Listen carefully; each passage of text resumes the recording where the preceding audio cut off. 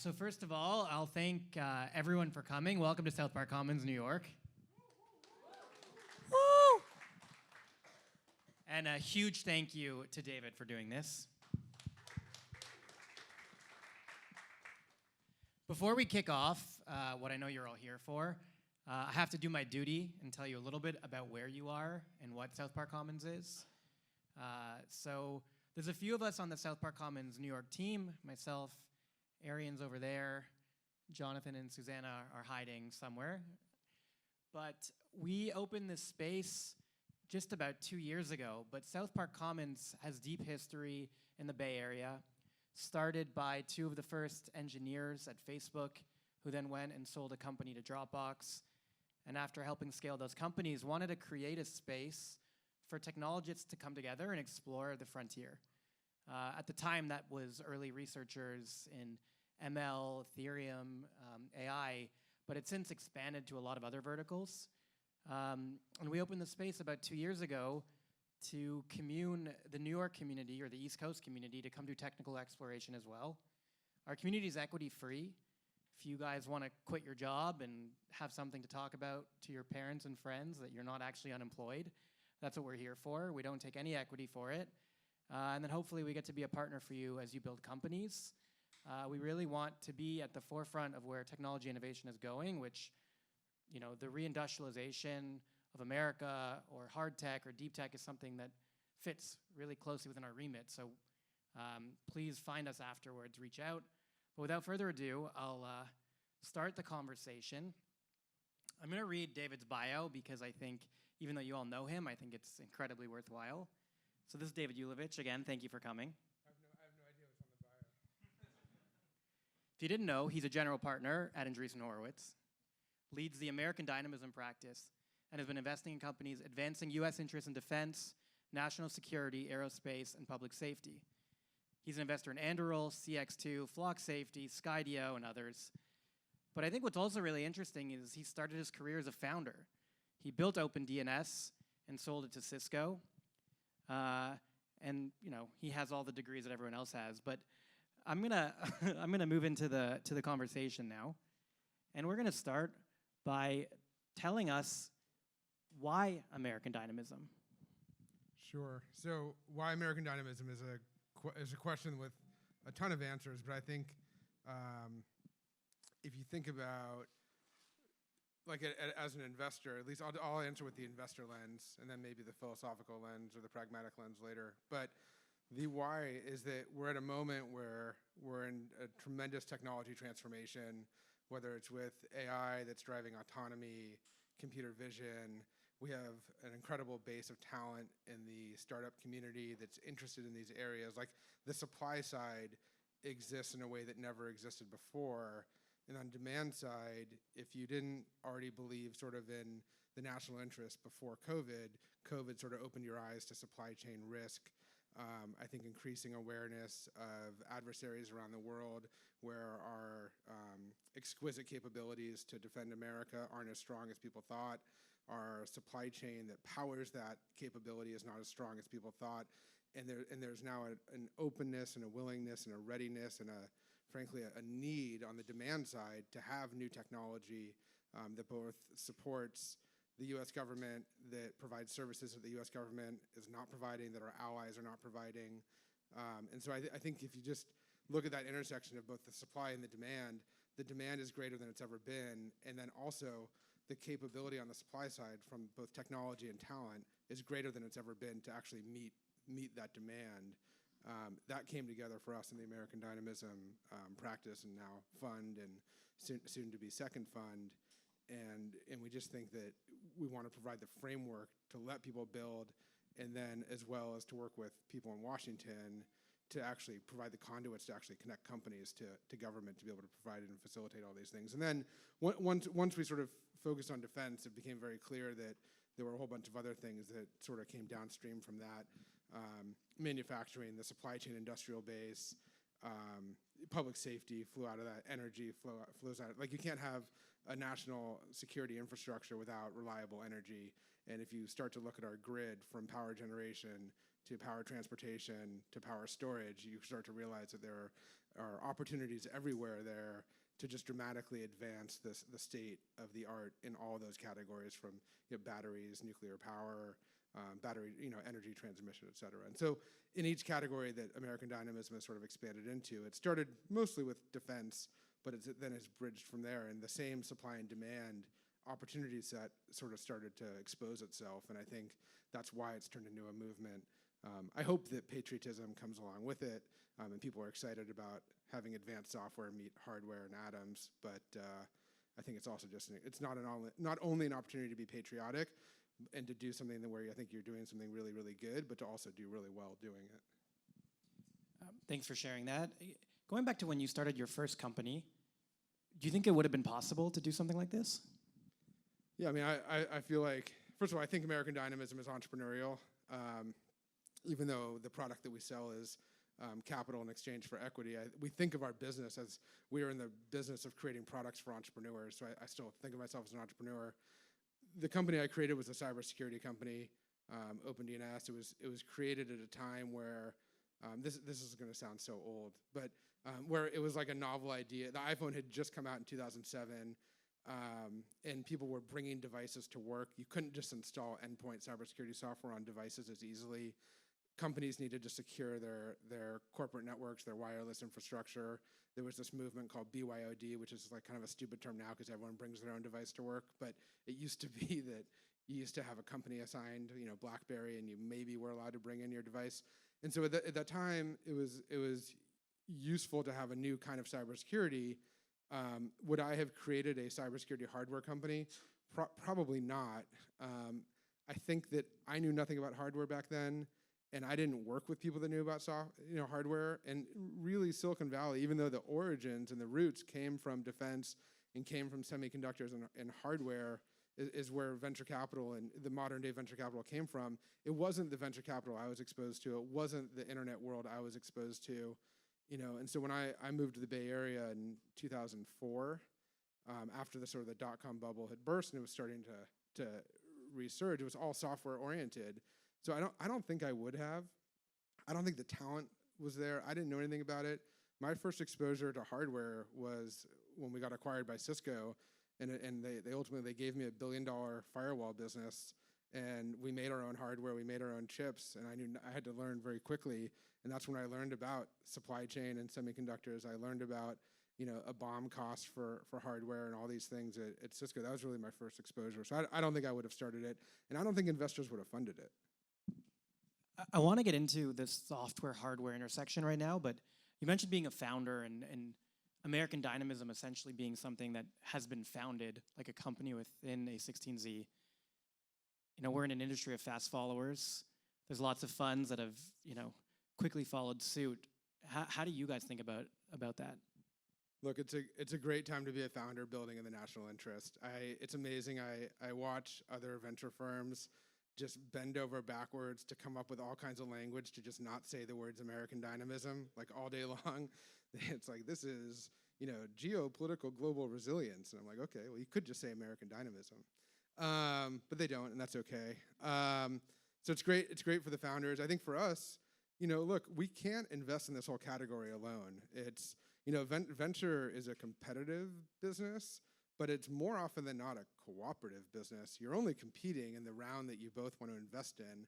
And in fact, in the hardware companies, a lot of these rounds are often two-handed deals because, frankly, these companies are capital intensive. And it's a great thing for the entire category to now have both upstream investors that want to come in earlier than we do sometimes, and having downstream investors that want to follow on to our rounds. And so having more capital to go into companies is ultimately it's better for everybody.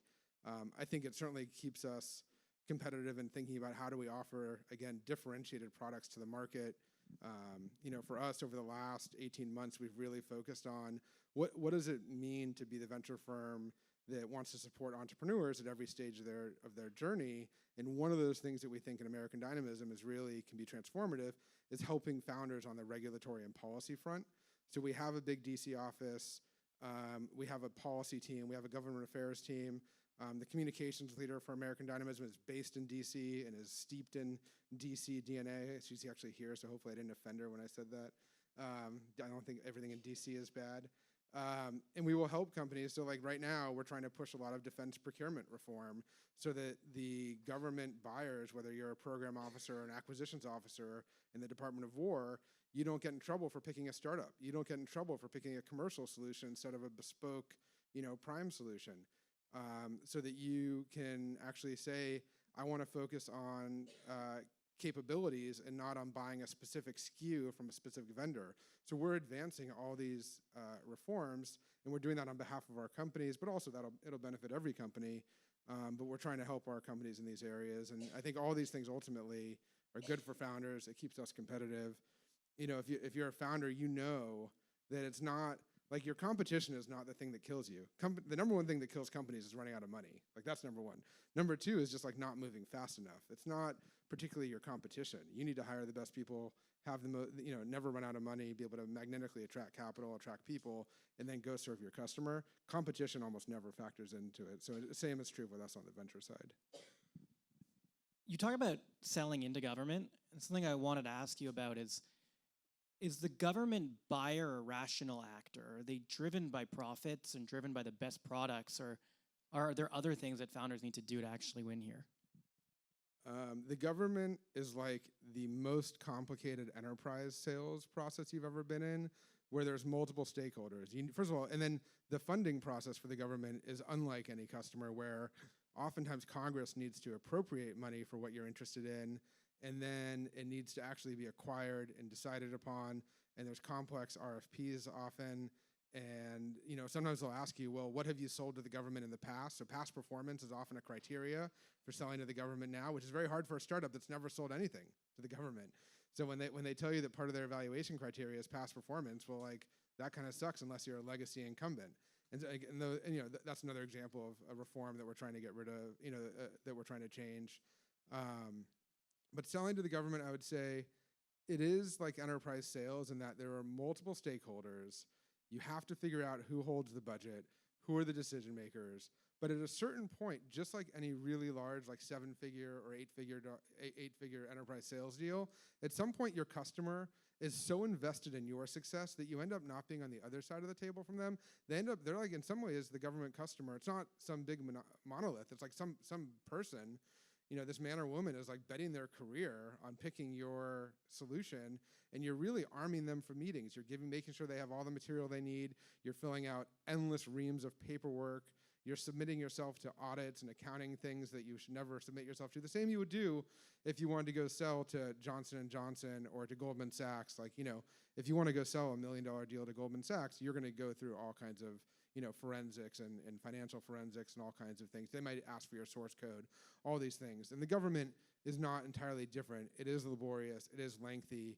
We know as investors that the curve to revenue generation can be very drawn out to do these things. And so we evaluate companies on other milestones and other measures of progress. It's not like a SaaS company where you get to $1 million and then maybe you get to $4 million and then maybe you get to 10 million. It's not like that. It might be like 0, 0, 0, 0, 0, 100 million, right? And then you're like, oh, amazing, we got to $100 million. But it was like zeros for a long time. So we know that, and the sales process is hard. But I think it's the closest thing is large, complicated enterprise sales. Historically, investors would have shied away from this. What do you think the tipping point has been that now it's actually something that people are really comfortable with? The previous hurdles that people used to call these things like the valley of death when you were building software for the government, especially, and I'm talking about the federal government in particular, and even the Pentagon and the intelligence community mostly, where it'd be easy to get like a research contract like these SIBRs that give you, $500,000, $1 million, $2 million, but you can never sort of jump over to getting these major programs. But the government has created in the last few years, and some of these aren't such new programs, they started using them more, the ability to actually get other things like OTAs, where you can actually get outside the contracting process and outside of traditional contracting vehicles to get real dollars coming in, $20 million, $50 million, $100 million contracts. An OTA, I think, can go up to $500 million. And where the customers now recognize a need for new technology, their superiors support them and give them air cover in procuring new technology. you have branches of the Department of War that are specifically focused on testing out new capabilities, like the Special Operations Command, like Transcom, like the folks in Indo-PACOM. They have specific groups within these organizations that are really excited to try something out, and if it works, they will embrace it, they'll buy it quickly. Some of the budget authority has been pushed down. So all these changes have made us much more bullish on supporting defense companies. But then we also know that, like, all, whether you're an Anduril or another company, or a Castellian, whoever, you need other things. You need rocket motors. You need rare earth magnets. You need reliable energy. And so there's lots of other areas we invest in where they're not entirely dependent on the Department of War to be their sole customer. And then I guess the last thing I would say on that is that the American Dynamism companies, like I always like to remind people, it's not just about selling to America or the Department of War. Just like the American dream, like American Dynamism goes way beyond our borders. And so a lot of America's allies really look to what does the United States buy for its military and to protect the men and women who serve.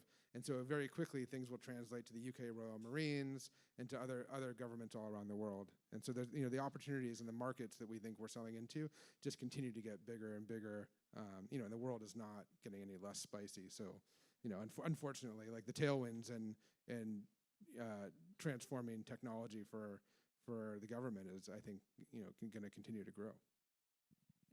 American Dynamism is, encompasses healthcare, energy, lots of different aspects of, the reindustrialization of America. Historically, VCs have always looked for public market comps when underwriting companies. Are we looking at new category creation here, or are there existing ones? Look, aerospace and defense is an established category. I think if you were a public market investor in the aerospace and defense category over the last 2 years, you'd be very happy with yourself. I think if you were investing in energy as like the AI boom has taken off and we have this just insatiable thirst for energy, you'd be very happy. Granted, we're like in a bull market, so all these categories are up. But in particular, energy, aerospace and defense, rare earth minerals, all these things. I mean, even companies that are kind of like borderline meme stocks or like that even talk about nuclear or energy are way up. And so I don't think these categories are new. I think that the markets that a lot of these categories are that occupy are continuing to grow. In fact, are going to grow at faster rates than we expect. And I don't think that, you can look at any existing category where technology has been disruptive. I don't think the incumbents are going to capitalize on the opportunity. You can kind of laugh about, like, well, what is AI going to do to transform mining? But the answer is actually it may be a lot. It may do a lot to transform mining, and it's very unlikely that a company like Rio Tinto that is just throwing off profits at a crazy degree and has never been a software company is really going to capitalize on that. And over time, the tables change, and there may be an opportunity where a new mining company that is really software driven in their site selection, in their process for extracting minerals, for refining those minerals and getting them onto the open market may actually be a transformative opportunity. Or that might be 4 companies, not just one company, right? So there are categories there. I think there's public comps, and I think we're going to see that the markets that these public comps even are even larger than we think. In these categories, there are people who've worked in AI for like 30 years, but nobody would have told you what the market was for like an AI company like OpenAI. Like if you'd asked 10 years ago, well, how big can the AI market for a dedicated, like how big can DeepMind be? Well, like nobody thought that big until Google bought them, right? But like now nobody would think that. In these categories, where are people coming from? Like what actually makes a great founder in one of these verticals? I think, this goes to the supply side comment that I made earlier. Here in New York, I think Palantir's largest engineering office is here in New York. You have companies like SpaceX that has like 17,000 people. And, there are people leaving SpaceX that now have tremendous exposure to software, to hardware, and a way of company building and moving with a speed of urgency that they have seen what that success looks like. They can feel it, they can taste it, and they want to go replicate that with their own business. A lot of companies that come out of SpaceX are people that had a problem at SpaceX, kind of fixed it just for SpaceX, but then realized, wait, I can fix this for entire categories of the market.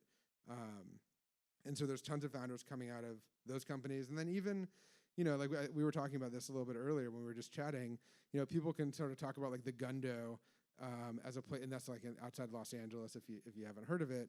But just like we have the Brooklyn Navy Yard here, you get these sort of pockets of excellence where founders congregate and gravitate, and you get the alumni of Snap, of SpaceX, of the national labs, of JPL, and founders start to move there, and then more founders move there, and you just start to you get an ecosystem.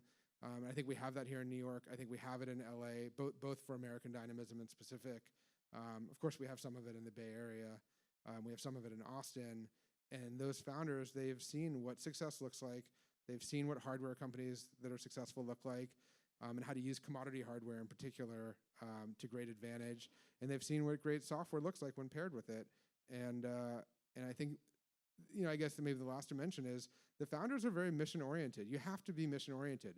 It's not an overnight success. It's a long road to revenue. It's a long road to product. If you want to build a missile company, you're not going to be like blowing things up the first day. Like it's not going to happen that way. You got to do launches. You got to build rocket motors. You got to start fabricating things. You got to get kinetics. You got to figure out how to get your kinetics. You got to figure out how to put them on there without blowing your hands off. And so it's a long journey, and you got to be fired up about that mission and say, wait a minute, we had a 10-year stockpile of Stinger missiles that we used in the Ukraine in 3 months. Like that didn't work out. So we need to have a new way to procure Stinger missiles. And today, by the way, our Stinger missiles primarily come from South Korea. If we're in a conflict with China, I promise you South Korea is not going to send us all those Stinger missiles. Like, just not going to happen. Then we will have none. And so, if you're excited about that, you got to be mission driven and say, this is the problem I'm going to solve, and get fired up about it. Do you think that businesses, to be at scale in this category, have to be hardware? No, for sure. We have a company called Airspace Intelligence that is transforming flight operations, and using that base of all the airlines that they now support and serve are going to go after a $1.5 billion FAA contract. That's a software-only company that's bringing advanced AI and machine learning capabilities to something that is just such an obvious problem to solve that it's almost like dumbfounding that we haven't solved it yet. But they're gonna go. The FAA just put out a $1.5 billion contract to transform contracting, and I'm sure Airspace Intelligence will go after it software only. We have a bunch of other companies that support the American Dynamism mission that are software only. Even at the state and local level, a company like Kaizen makes it easier to go reserve a tennis court at a park using software that feels like it was written in the modern era and not written in 1992. And on the hardware side of things, obviously there's a lot of talk about robotics and automation. Amazon said they're going to automate all of their warehouse work. What is the American Dynamism thesis on robotics and humanoids? So we have people on our team, Oliver Sue and Aaron Price Wright, who are much more expert in robotics than I am. So my answer is, I would say just my answer is not a team answer. My answer is that I think it's going to be incredibly difficult for us to compete with China on the commodity robotics components. I think it's a national imperative that we build motors and actuators here in the US.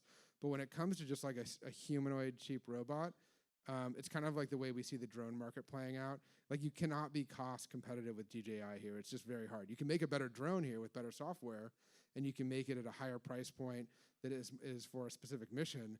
But if you just want to make like a cheap drone that's just like a consumer mass drone, like you cannot make it cheaper than China can make it. And there's a bunch of structural reasons for that. And it's going to be the same in robotics. Where I think we can win is where we run our software on those cheap robots. So I think there's going to be lots of great robotic software here in the US, lots of vertical companies in the robotic space that are like full service, where they deliver the robot, they provide the service, they provide the teleoperation when there's a failure and you need teleoperation. They're going to provide all the machine learning around the sort of real world models that need to be used for these robotics.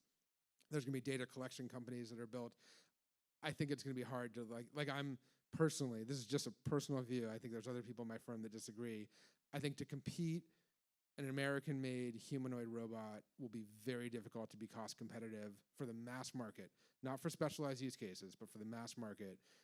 China is so far ahead, and I think it's okay. I don't think we have to compete particularly to win. Like that's just not like a fight we have to go win. It's the same way that you might read articles about how China can produce 400 ships a year, naval ships, like big ships. Like, oh God, like how come we can't produce 400 naval ships a year? Like we're gonna get toasted in a conflict. Like we don't need to make 400 ships a year. We need 400 missiles that can't be intercepted that can just blow up those 400 ships. Like we don't need to make 400 ships a year. That's not the fight in the game we have to win. So I think the opportunity with robotics will be software. It won't be the commodity hardware market. So do you think that, just to reiterate, it's the things that are where some of the countries around the world have very low labor cost are better opportunities to focus on quality versus trying to reshore low-cost automation of labor? I would love for an entrepreneur to tell me why we can build humanoid robots here at a lower cost than China. Like, it'd be great if that happens. Like, you don't have to do it in like the Q&A session. Just email me later. I don't need my competitors to hear. But like, it would be great. I'm skeptical that will be the case. And like I said, I think it's okay. I certainly think that we have to, all these things we have to do to secure our national interests, it includes our neighbors. You have to use some of our allied neighbors. I think it is more challenging to rely on people that are across an ocean, because I think in a real conflict, the logistics of moving important ingredients and raw materials and things that are in the supply chain that are critical for us across an ocean becomes more challenging. But Mexico and Canada for sure, South America for sure. I think Europe has a huge opportunity around manufacturing and around chemicals that they used to be leaders in chemical production. They're not anymore, but they certainly could be. We have a company that I'll introduce you to who will try to convince you. A chemical company or a humanoid A company? humanoid company. Okay, I'm all for it. Look, I'm wrong about things all the time. That's my current view of the Chinese robotics market is they're way ahead. But like, if you think we're going to beat them, let's go. So you mentioned the Gundo, and if and when Aditya and Ruchi decide to open SPC Gundo, I will move there. But until then, I'm in New York. What are the categories that you think New York is uniquely positioned to attract the best talent for? So I think New York can be, because there's a talent base here that comes out of Palantir. I think because of our proximity to Washington, D.C., to Norfolk, Virginia, to Annapolis, to West Point, you have just incredible talent bases, and not just talent, but like even just through osmosis. You remember, like, people always forget this. Like, West Point's like an hour north of here. It's just like not far. It's beautiful. You can go up there. You can meet people. You can give, if you're a founder, you can talk about. They have a whole entrepreneurship program there. I'm sure they'd love to meet other founders. And we have massive amounts of our Navy and shipbuilding and repair business in Norfolk, and we have DC here. And so I think that if you're building in defense, it's a great place to be. We have the Brooklyn Navy Yard, shipyard, whatever they call it, where they let you fly drones. They let you do beyond visual line of sight drone flights there. It's kind of like a special zone that they've created to let people do a bunch of advanced testing around drones. I think there's tons of amazing software engineers. There's people that have made, they made some money maybe at Palantir or Two Sigma or Jane Street or whatever, and they actually want to spend their time doing something else and building the national interest. So I think there's a great talent base here. I think you have a proximity to Europe. It's just much easier to get around. So look, I think New York is for sure a key area. There's also, if you're interested, it's not my area, but if you're interested in medical devices, like Stryker is based in New Jersey. It's one of the leading medical device companies that makes hardware and software for the healthcare space. Tons of opportunity. Just a quick question here. How many people are from Palantir in the audience? Or worked at Palantir in the past? 4 or 5. Or they're not telling us. We're not filming this side of the room, don't worry. And of the companies that you have invested in, what have you seen that has made them exceptional that's different from the traditional Silicon Valley tech company? I think that a lot of the founders in American Dynamism, like in this room, it feels like in vogue maybe to be building in this area. It feels cool. It's something that you're interested in. You're passionate about it. Even if it doesn't feel cool, you're personally passionate about it. There's still lots of stigma around this. Like I think of a company like Flock Safety that I invested in, and in 2021 when I invested in Flock Safety, this was like the height of the Black Lives Matter movement, the defund the police movement. But like the founder there was just so clear-eyed about making policing more objective, about stopping crimes, about making communities safer. And as we did diligence and called into these communities, we actually found that like the more marginalized the community, the more they liked Flock Safety because they wanted police to be trusted, to be more objective. But the founder had to be super clear-eyed about what the mission was, why it was good, and you need that for a bunch of reasons. One is you need that to be able to attract talent. Great talent wants to believe in the mission that the founder projects, and you also need it because you're going to get hit pieces more often than like a normal like enterprise SaaS company is not going to get hit pieces in the press, but you will get them when you're working in public safety. Even 911. I mean, we have a 911 company that would occasionally get issues.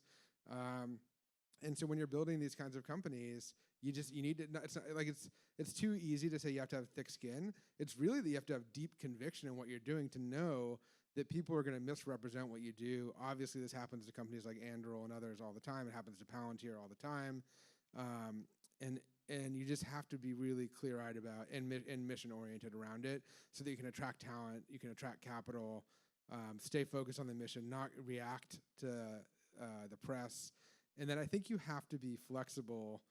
I would say, my experience watching these companies is that you kind of get punched in the face a little bit more often than you probably should. The government's shut down right now. Like people that were expecting to get money in before the fiscal year closed at the end of September, like that may not happen now because the government is shut down. Like you just have to deal with that. If you kept sending out investor updates and telling your employees that we're going to close a $25 million deal before the end of the government fiscal year, like, I don't know, may not happen. Is that going to affect your ability to raise money? Like you have to navigate that. And so I think there is a level of fortitude that goes along with it, and just flexibility and being able to react to things. And then I guess maybe the last thing I would say is the level of financial sophistication of these founders, especially in these hardware companies, is just much, much stronger, and you have to get much more financially savvy much more quickly. Like if you're building a nuclear reactor like Radiant Nuclear is, this is not like the agile methodology. This is like waterfall to the nth degree, where you are thinking out, 36 months from now, and even beyond that, when you have to pull back the nuclear waste on site and store it for the next 50 years. Like this is not just like we're doing a daily stand-up of like, what are we working on today? And that applies not just to your product roadmap, but to your financial roadmap. And these are companies that are going to incinerate hundreds of millions of dollars of cash on their way to get to their outcome. And so the financial sophistication of the founders, you cannot just outsource it to like a bookkeeper. It doesn't mean you have to hire a CFO so early, but you are the CFO until you have a CFO. And even when you have a CFO, you need to know what's going on in the business, and you need to know that you're not going to run out of money. And again, it's such an easy joke to make. The number one reason companies fail is to run out of money. But like that is the number one reason companies fail, and you do not want that to be your reason why you do or do not succeed. Are the non-equity capital markets sophisticated enough here? Like, are there other products that you're seeing founders use? Yeah, there's project financing, there's things like that, but those don't happen till you're much further along. You need to have stable revenue. You need to have customer commitments. Like, look, if you're building a factory for nuclear reactors and you have an order for 100 reactors, yes, you can go get project financing for that for sure. But if you're not there and you need $100 million to go build a factory, like you better go raise that $100 million and then figure out how to not spend it on nap pods and free lunches, right? And what do you think about these harder tech teams that go and get these contracts, LOIs, MOUs, but they're contingent on so many technical milestones that might be 6, 12, 18 months away at the bare minimum? I'm again, this is more of a personal view. I don't really support the LOI thing. People bring them to me all the time. It doesn't count for anything. There are always ways for customers to walk away from them. The people that care put skin in the game. You can always raise money from your customers. If you're really doing something big where like the customer's going to spend $30 or $300 million with you, have your customer invest. Assuming your customer is not the government. Have your customer invest. If your customer is the government and they're going to buy $300 million of something from you, they will give you $30 million as an R&D grant. You can go apply for a SBIR. You can get a SBIR phase 1, phase 2, and by the time you get to a phase 3, you can get real money to drive that production capability. So and there's all kinds of ways that we try to help companies understand this, but I think that you got to collect the money from and then there is project financing later on. But I would say earlier in the journey, you have to find ways to bring in either customer revenue or you have to be really good at raising money. Like magnetically, the two things that matter most for a founder are magnetically attracting talent and magnetically attracting capital. And if you cannot do those two things, you will not be successful. If you can do those two things, you can kind of overcome almost every hurdle that comes your way. In terms of taking money from the government, I mean, there are countries or sovereign wealth funds that do invest either directly or into other funds. How sensitive or how concerned do founders have to be about where the capital or the LP capital is coming from? Extremely careful. If you sell to the IC or the Department of War, you need to be extremely careful, not just who you're taking money from, but where their money is coming from. We limit the amount of foreign investment in the American Dynamism Fund very specifically to a very low number. There's a lot of contracts you can get in the Department of War where if your entire company is less than 5% owned by foreign investors, and that's cumulatively across all your investors, you just sort of get like rubber stamped through the process. If you're more than 5% foreign owned, you have to go through a much more arduous look through of who those people are, what countries they're coming from, where the source of capital is from. So that you certainly need to be paying attention to it. Look, if you're building, there are American Dynamism companies where it doesn't matter as much, I'm sure, but most of our founders are very conscious of it and ask us, and we have the ability to answer all those questions. SVC's. I was gonna say, like, when I read that, there was a thing in the was it the Financial Times or something the other day where there was like they put a huge stamp of like a sovereign wealth fund because like they had a rumor that we were fundraising, and it's like that sovereign wealth fund's like barely an LP in our fund. It was like amazing. So people always in the public always thinks that our money comes from all kinds of places, but it mostly comes from the United States. As a founder, you actually can ask investors when you're fundraising where their capital comes from. But hopefully you have the leverage to do that versus, just needing the capital. In AD, it's not an offensive question. I think it's a reasonable question for somebody to ask us, and we have a whole set of answers. So SVC attracts very talented, ambitious people who do want to solve big problems, but sometimes they come to us, and even we fund them when they don't have an idea. What are the areas that you think are underserved right now that you wish people were pursuing? Oh boy, we always shy away from the like request for startup thing that I know other people do, which is fine. I think we're never smarter than the founders. Like the founders know what's interesting and exciting. I still think public safety has a huge amount of opportunity.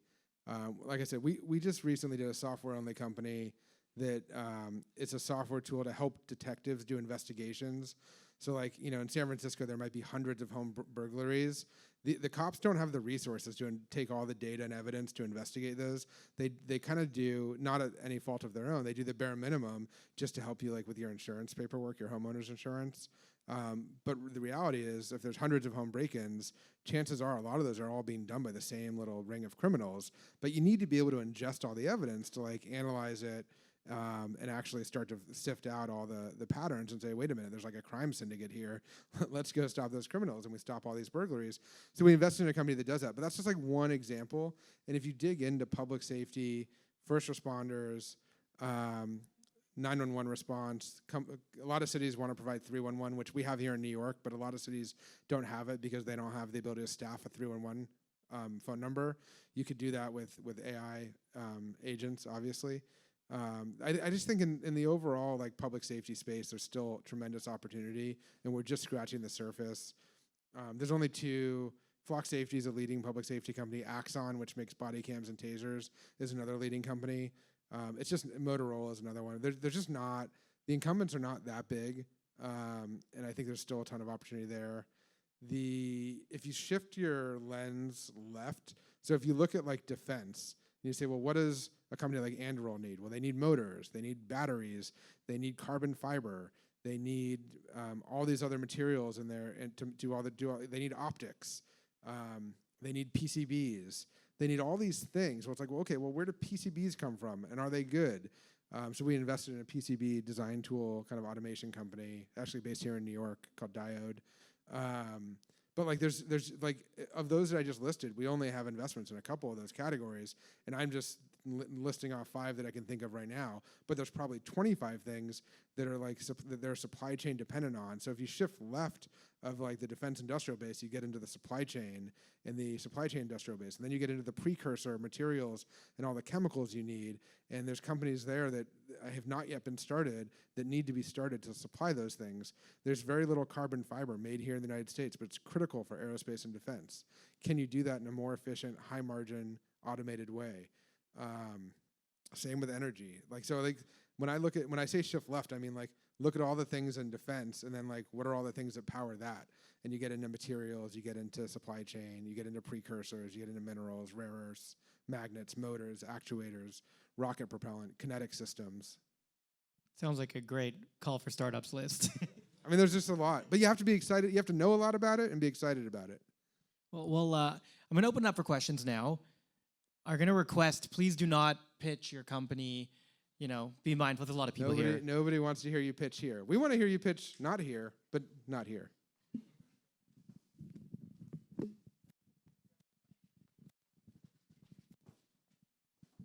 Thanks for being here, David. Question is towards the start of what you started talking about with the policy angle and energy. You look at markets like Texas, and they've got sort of the perfect storm to experiment with a lot of the technologies in the power space, as well as in the residential space, which is not possible yet in the rest of the country. So rather than waiting and watching and trying to hope for all of those policies to shift and be able to build these businesses, what do you recommend people doing next? You know, people who don't come from the policy side, people who are just ready to deploy the technology because it exists. Yeah, I mean, look, in that example, the ERCOT region, I think other markets are in the process of deregulating their energy markets, but ERCOT is deregulated, and we have a company called Base Energy that's situated in Austin and is focused on the Texas market, and feels like not only is it a large enough market to get started and to even get to meaningful size, like, you know, when we look at the financial models for a company like Base, they can become a massive company just in Texas, and we have to believe that other states will see in other regions. It's not, the utilities are not just done on a state-by-state basis, but the other regions of the energy grid will see what the benefits are to what's happening in Texas, and will start to allow homeowners, the same way they allowed solar and pushing power back onto the grid for solar, that they will allow homeowners to have more flexibility and more choice. And as the grid continues to age and become less and less stable, and our demands on the grid continue to grow as we shift to EVs, and people have, and even in these different regions, the AI compute needs continue to grow. But even if you take the AI part away, we still have an insatiable thirst for electricity. And I think we'll see that the regulatory change will happen. In fact, today I met with the people in the governor or the state of Michigan's governor's office, and they're just like, what can we do to help bring startups to Michigan? And it's like, well, they don't need grants, they don't need money, they need regulatory support. Like, that is the thing. And we had the exchequer of the United Kingdom visit our office earlier this year, and she's like, what can we do to bring companies to the UK? And it's like, you don't need to fund these companies, you just need to like stop killing them and stop destroying them. Like, just give them regulatory support. Allow companies to do manufacturing in the UK, allow them to hire and fire people the way they want, you know, and allow them to actually have an environment that's conducive to setting up shop. And the same is for sure true in energy.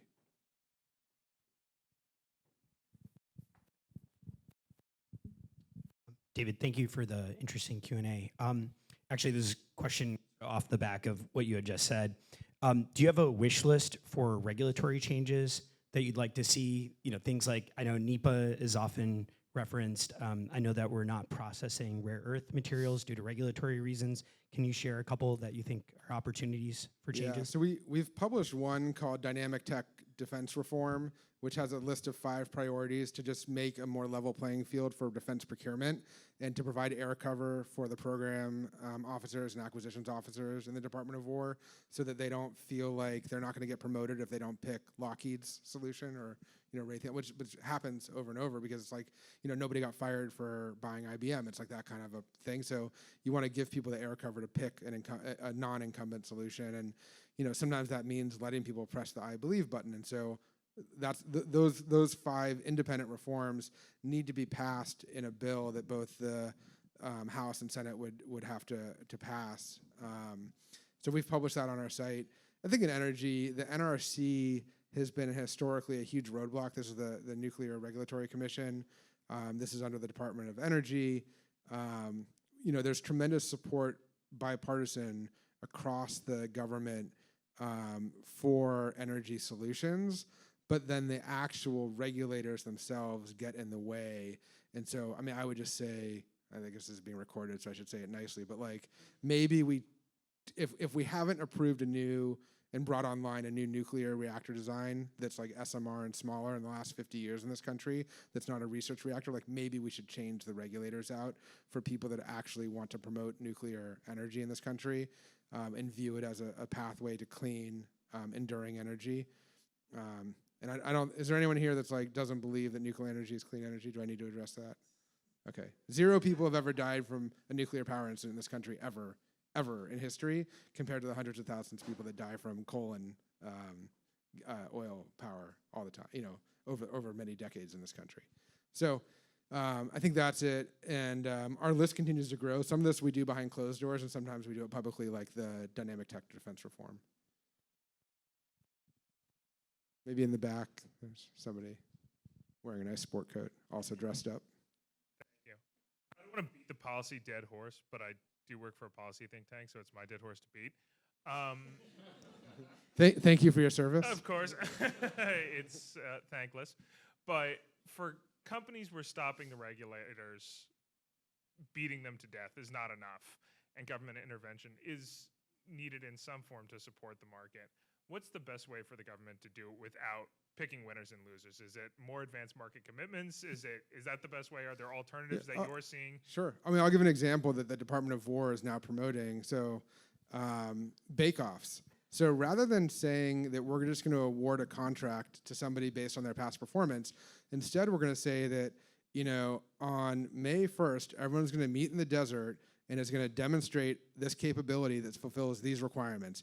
It's, you know, this % made in America with these parts, so it's NDAA compliant. It holds this kind of a munition inside of it, so we can load in the munition. It has this kinds of communications capabilities, and whoever can show up with their, let's say, missile or whatever it is, turn it on, fire it, hit the target, wins the like $500 million bounty, and is a guaranteed contract. You don't need to pick the winner, just say that there will be a winner, and that it will be a fair fight. And if they do that, and we've seen this now happen, the Department of War has done this in electronic warfare bake-offs now, and it's like you go to these bake-offs and the legacy incumbent can't even turn on their machine, like something went wrong. They can't even turn it on, and, you know, Anduril comes in and just like, you know, dominates the competition. Saronic comes in, dominates the competition. And so making those kinds of bake-offs is great. It's like X Prize for the Department of War. Those are some examples. I think even just more fundamental things, again, specifying capabilities you need to that you need to satisfy, instead of actually specifying like we just want to get like we don't need Congress to say that we want 5 joint strike fighters. Say that you want 5 planes that can satisfy this exact set of requirements. That way, 20 years from now, when there's some program officer who has budget authority, isn't stuck buying the joint strike fighter, can actually buy the new thing that satisfies those requirements, but isn't like literally called the Lockheed, you know, joint strike fighter or whatever. So, you know, a lot of times things will get put into the appropriations bills with the actual name of what they are, and that doesn't make, it makes sense tomorrow, but it doesn't make sense 10 years from now when these contracts are still enduring and you actually don't want that thing anymore. You want the newer, better thing from a different company. So those are a couple, and there's, again, a long list. But the reason that we opened up an office in DC is to be able to advance these things on behalf of our companies, and we have a whole policy team, and we fight this fight. We go and meet with members of Congress. We meet with the people that write the legislation in the House Armed Services Committee and the Senate Armed Services Committee, and then we also spend time with people that actually do procurement in the Department of War or in the IC to make sure that that our companies are able to talk to these people and make sure that we're building the right things and that they know that our companies exist. But the positive thing I'll say, is that the government is, like, there's so many people that want change that a lot of them need the air cover. Like, you can be annoyed at some of the things you hear on the news and like some of the like bombastic stuff, but like a lot of it is providing air cover for people that are real patriotic people that just need the air cover to say, I'm not going to go do the old thing, I'm going to try a new thing. Hey, do you think New York's ready for a company like Flock Safety? You mean like as a customer or like to be building a company here? As a customer. Oh yeah, for sure. Like NYPD buys Skydio today. They have thousands of cameras all over the city. They unfortunately have very crappy technology to aggregate all that video, and they don't have good AI capabilities to ingest it all and analyze it all. But like the CTO of NYPD is very, very smart. We've spent time with him. Like Commissioner Tisch is incredibly smart. For sure, we're ready for drone. Like they have drones. They have Skydio drones here in New York, and we're definitely ready for flock safety. They have ShotSpotter, which is like a more legacy technology. Flock safety, I think, I'm biased, but has a much better capability. We're totally ready for flock safety here. Thank you so much, David. Actually, going on to the public safety part, how do you build companies for the public safety? For example, for most startups, you would go and speak to people. Is it presenting a complete solution? Is it speaking with specific officers? Is it speaking with the heads of the departments? Yeah, so this is always, I think it's an excellent question. Like, how do you go build a public safety? Like, how do you go how do you sell to cops is basically like the question, which is a very reasonable question. So, and I'm going to make a stupid answer, but like, you call them. You call the chief of police. Like you'll send an email to the chief of police and say like, hey, I'm with this company. We have this technology. We have this capability. We would love to show it to you. And look, they have to go get approval oftentimes from city council or the mayor. It depends on their area. But you need to have a champion, and that champion's often going to be a lieutenant or the chief of police or the sheriff in your jurisdiction. And it's hard to get the first, but you start by doing, if you're sort of pre-product, you start by doing ride-alongs.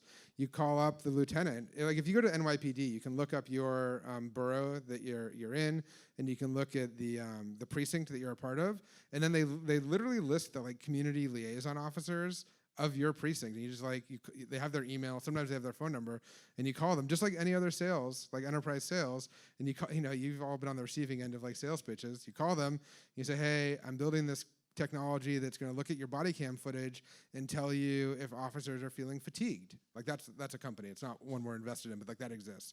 We're just going to tell you if officers are feeling fatigued by analyzing body cam footage so that you can actually help that officer get some support before they have like a huge blow up with a citizen interaction. Like they're getting fatigued, they're getting agitated over the course of days and weeks. Maybe they have issues at home, and we can look at the body cam footage and prevent them from having a really bad altercation with a member of the public. Okay, good idea. Sounds good. You call a community liaison officer, and they're gonna be like, you know what? That's kind of interesting. Why don't you do a ride along with two of our cops that are kind of interested in that? And you can learn more about their day-to-day police work. And if they want to let you look at their body cam footage, like we can facilitate that. And then they do. And then you're like, great, do you want to buy it? And then they're like, yeah, we'll buy it. It's just like, it's like sales. It sounds dumb. It sounds dumb, but like that, it's a lot of it is just like enterprise sales. Like, and sometimes it just comes down to spending time with your customer, just like, like design partners. And I'll use an example, Aerodome, which is a company that we invested in that got bought by Flock Safety. The founder of that company happens to be an active duty officer with Redondo Beach Police Department in Los Angeles. So he was just like, hey, Captain, I'm building this thing. Like, can we use it? And the captain was like, great. Do I have to pay for it? No. Great. Okay. So then like another police department was like, oh, Redondo's using it. I'll buy it. And then they buy it. And there's more hurdles. I'm being a little bit flippant. Like, again, you might have to go, like at Flock Safety's level, they have an entire team that pairs with the sales team that helps and arm the police chief with all the collateral you need of like how this helps stop crime so that your city council will approve it and give you the budget to buy it. So it's a very good question. But by the way, the same thing is true in Department of War. Like you find a customer, you find that they have budget, and you like go sell to them.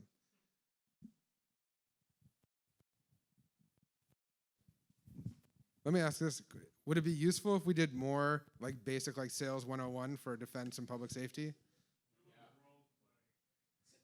Yeah. We're not going to do that here, but maybe we will do more go-to-market work, because the policy stuff and the go-to-market stuff go hand in hand. This is about like the China hardware humanoid robot stuff. So you kind of said we don't necessarily need to compete on hardware. We can probably just have our software run. I wanted to get your take on like why, like what's the moat for us, our software, like, or is it not that there's a moat? It's just that you expect it to be, we should have like a better software reaction to this. So I guess I'll give a finer point answer to the one that I gave, which is that there are parts of the hardware stack we need to be able to build for security reasons, for resiliency reasons, for supply chain reasons. Like, I do think we need to have the ability to make PCBs and semiconductors Maybe not the like most advanced 2 nanometer, but eventually probably that also. But we need to be able to make chips and circuit boards in this country. There's a whole variety of reasons why that is the case, but we need to be able to do that. Do we need to be able to make commodity actuators in this country? I'm not sure. So I guess that was more my point. And then even the like assembly of the full humanoid, sure, we could assemble it here. Maybe we can assemble it actually at low cost in Mexico, or another market where the labor supply is less expensive. Maybe we can do it here. I don't know. I don't think we have to win that part. The reason I think that we have to be better at the software, A, I think we can, and B, there are, I think, going to be significant markets where you're going to want the software to be American software or allied software, and you're going to have the ability to deploy the software on these devices. I mean, today, if you're in the drone market, you know that like the hardware in the drone market and the software in the drone market have been completely separated. And so like in the Ukraine, there might be 30 different versions of software that are all running on the same basic drone platform doing different missions. Some might be doing ISR, some are basically like, you know, a glorified mortar, like a grenade. And so there's all kinds of different missions now, and they've really separated the software out. And I have to imagine that robotics will be the same because there's so many different missions for robots. I don't know if that was a sufficient answer, but I think that's why. And I think lots of customers in the U.S. and or allied countries will just want a sovereign solution, more or less. We've time for one last question. Thank you for coming.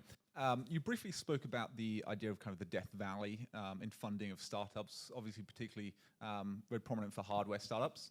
I'm curious if you're seeing any patterns among companies who are successfully getting through that Death Valley in the likes of manufacturing and hardware. Yeah, so I think, and you can Google and read more about, what was like classically called like the Valley of Death in defense procurement in specific.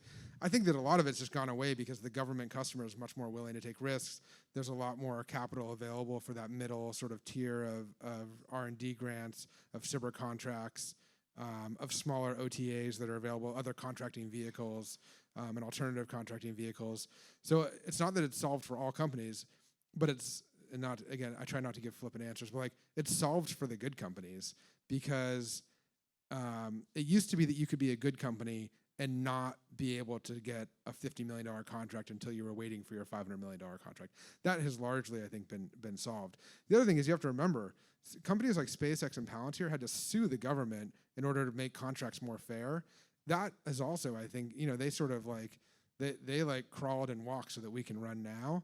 And I think we should recognize like the work that those companies did because, you know, SpaceX's largest customer is the government and they had to sue NASA, I think more than once. And it's, you know, it's very scary to sue your largest customer. But they did, and they won, and they did that to make the contracting process more fair. And we are all now beneficiaries of that. So much work has gone into narrowing that gap. I think the part that's incumbent on the founders is the being a very good fiduciary of your capital and you know, not running out of money because you don't understand what your financing path looks like, what your fundraising opportunity looks like. And you know, it's always like investors will always say that if someone's offering you money, you should probably take it because we don't know what the future will look like. It's certainly, I think, the most true in American Dynamism. Like, it's a great time to be raising money, and if someone's offering you money, I highly recommend taking it because, like, we don't know what the world will look like in a year. I think that the world will, like I said, the world will continue to be spicy, but like fundraising markets kind of ebb and flow and are very like short-term oriented despite the long-term investments we make. All right, well, one last one at the back.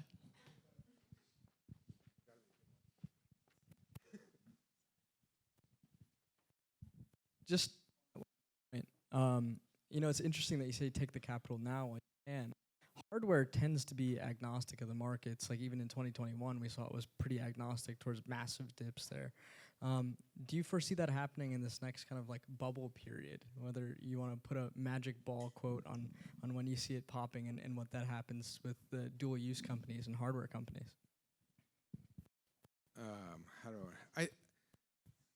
I think that there is more capital around today that is less fixated on what the exit multiples will be of what have historically been low margin hardware companies, because there's a belief that either trends in the way that the procurement process works, the ultimate size of these markets, The automation you'll get through manufacturing changes and software applied to that or robotics applied to that will make these higher margins. But we are at a moment now where I think investors are paying less attention to at least the historical exit multiples of hardware companies. And therefore, it's a great time to raise money for those kinds of companies. And that may not always be true. I think one difference in 2021's like exuberance is like those were mostly software companies that sort of got really like, Tiger Global like exploded valuations and things. I think we're seeing hardware companies now get some of that benefit or at least not get the penalty applied. And, again, I don't know if that will last forever. So it feels better for AD companies now than it ever has been. And, things come and go. Now, that said, if you invested in a great company in 2021, even at a high price, you probably feel pretty good now. I'm sure OpenAI was a high price in 2021, but you feel great now.